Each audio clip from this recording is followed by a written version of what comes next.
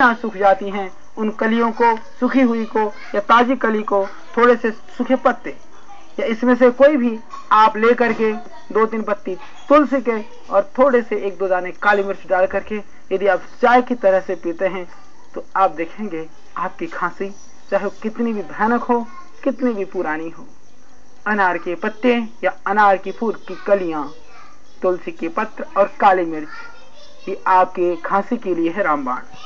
यह बहुत अच्छी औषधि है। उसके अतिरिक्त इन अनार की कली को आप तोड़ करके या झड़ी हुई कली, फल के बाद जो कलियां झड़ जाती हैं जमीन पर, उन कली को इकट्ठा करके सुखा के रखें। फिर आप उन 2-3 कलियों को सिर्फ डाल करके 1-2 कप पानी में उबालें। फिर आप देखेंगे कि सुंदर सी चाय आपके लिए है तैयार।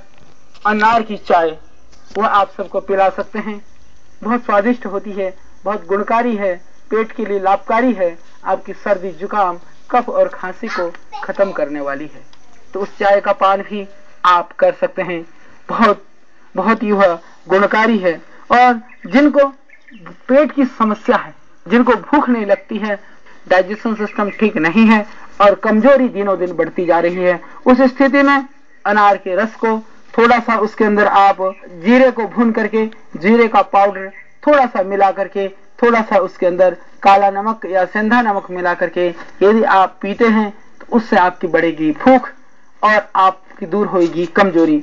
बहुत अच्छी दवाई है भूख के लिए। जो अरुचि है वह दूर हो जाएगी। यदि मीठे अनार के रस में थोड़ा सा शहद मिला करके और आप लेते हैं नियमित रूप से तो वह भी अत्यंत गुणकारी है। अनार का रस वैसे भी बहुत ताकतवर होता है, विशेष करके जो गर्भिणी स्त्रियां हैं, जिनको बहुत कमजोरी है, शारीरिक क्षमता है, वो निर्भयता के साथ इस अनार के रस को पी करके अपने शिशु सहित अपने आप को हृष्ट पुष्ट और तगड़ा कर सकती हैं।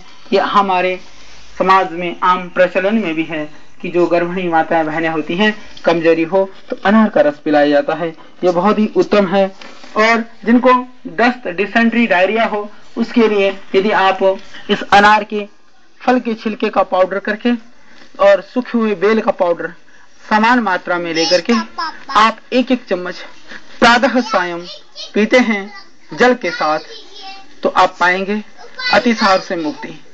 बहुत ही सरल और बहुत दिव्य औषधि है संग्रहणी और अतिसार से मुक्ति के लिए। इसके अतिरिक्त आप अनार के छिलके का प्रयोग कर सकते हैं अपने कांति को बढ़ाने के लिए।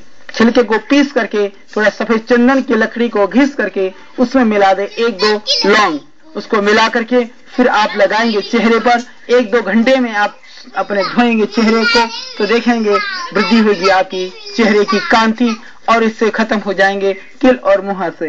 हालांकि किल मुहासों के लिए कांति लेप जैसी औषधियां दिव्य फार्मेसी में भी मिलती हैं, परंतु इसके लिए आप इस अनार के छिलके के प्रयोग से अपने सौंदर्यवर्धक जो संसाधन जो काम नहीं दे सकते उस लाभ को प्राप्त कर सकते हैं अनार के फल के छिलके के द्वारा।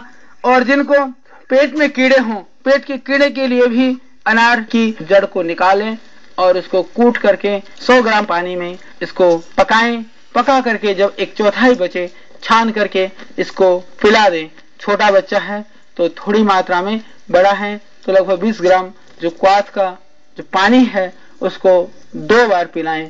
उससे आप देखेंगे पेट की जो कृमि है वह खत्म हो जाएंगे और इससे पेट की गड़बड़ी है वह भी इससे ठीक हो जाएगी। यह बहुत ही दिव्य और उत्तम औषधि है।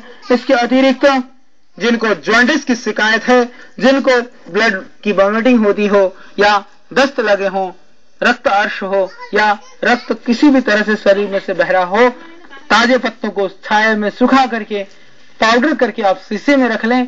3 ग्राम पाउडर सुबह छाछ के साथ और शाम को पानी के साथ सेवन करें तो इससे आप देखेंगे कि आपको पूरा लाभ हो जाएगा पेट के समस्त रोगों में, चाहे वो संग्रहणीय है, चाहे वह किसी भी तरह से लीवर की परेशानी है, आपका बिलिरुबिन बढ़ा हुआ है, SGOT, SGPT नॉर्मल नहीं है, उसमें भी यह अत्यंत निरापद, सरल और इससे भी बढ़कर कारगर यह औषधि है। इसका आप सेवन करें और अपने पेट के रोगों से पाएं मुक्ति। यह बहुत दिव्य औषधि है। गुद भ्रंश और योनि भ्रंश गर्भाशय के भ्रंश होने पर यह एक बहुत ही भयानक बड़ी पीड़ादायक बीमारी है। जब बहुत ज्यादा परेशानी होती है तो सर्जरी ही इसके लिए उपाय है। हालांकि इसकी प्रारंभिक दशा में गुद भ्रंश और योनि भ्रंश, जो गुदा भाग बाहर निकलता है, योनि के भाग बाहर निकलता हो, उसमें भी लगभग आप 10 ग्राम पत्तियों को 400 ग्राम पानी में पका लें, कुचल करके उसको कूट करके, फिर 100 ग्राम बचे छान करके, फिर आप उसमें थोड़ी सी फिटकरी का पाउडर मिला करके कॉटन से सुबह माताएं बहनें उठ करके शौच आदि से निवृत्त होने के बाद में अपनी योनि भाग या गुदा भाग पर इससे धोएं। अच्छी तरह से धोते रहें, 5 मिनट तक या टब में बैठ जाएं और उसका आकुंचन प्रसारण टाइट और लूज छोड़ें अपने एनस भाग को। तो इस तरह से लगभग 10-15 मिनट प्रतिदिन करने से यह गुद भ्रंश और योनि भ्रंश जैसी जो भयानक बीमारियां हैं, जो सिर्फ शल्य के द्वारा सर्जरी के द्वारा ही ठीक हो सकती है, उसकी जो प्रारंभिक दशा अवस्था है तो यह हमेशा के लिए ठीक हो सकती है। तो यह एक बहुत ही लाभकारी प्रयोग है गुद भ्रंश और योनि भ्रंश के लिए।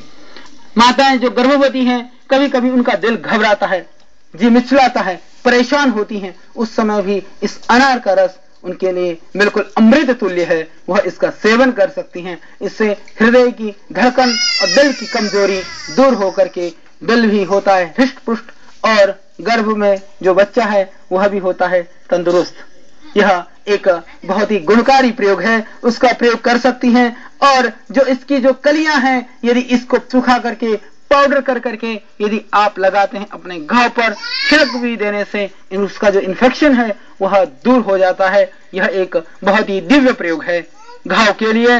और जिनको खुजली हो, खुजली के लिए भी अनार के पत्तों को पीस करके उसके रस को खाज और खुजली में लगाने से पूरा भरपूर मिलता है लाभ। यह बहुत ही एक अच्छी और उत्तम औषधि है जिनको खुजली की परेशानी है। और एक और भी इसका बहुत ही अच्छा प्रयोग, वह प्रयोग जो है नाखूनों के लिए, जिनके नाखून कभी कभी हमने देखा ये अंदर की तरफ चले जाते हैं, भयानक पीड़ा होती है, पैरों के नाखून विशेष करके। इसको डॉक्टर के पास आप जाएंगे, बार बार ऑपरेशन करके उस पोर्शन को काट करके वो नाखूनों को अपनी जगह पर कर देते हैं। फिर दोबारा जब नाखून आने लगते हैं तो उसी तरह से साइड में घूमने शुरू हो जाते हैं। हमारे पास भी इस तरह के बहुत सारे रोगी आते हैं, बहुत कष्ट में होते हैं। बीमारी तो छोटी सी है पर पीड़ा बड़ी भयानक होती है। इस तरह की जो नाखून अंदर धंसने की जो पीड़ा है उसके लिए बहुत ही अच्छा प्रयोग है।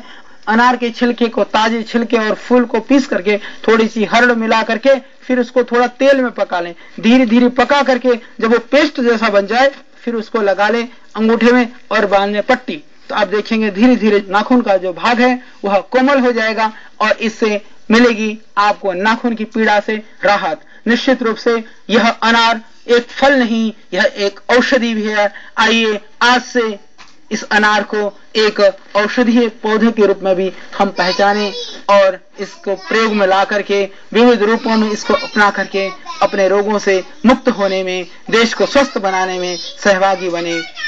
आज इतना ही, कल फिर मिले।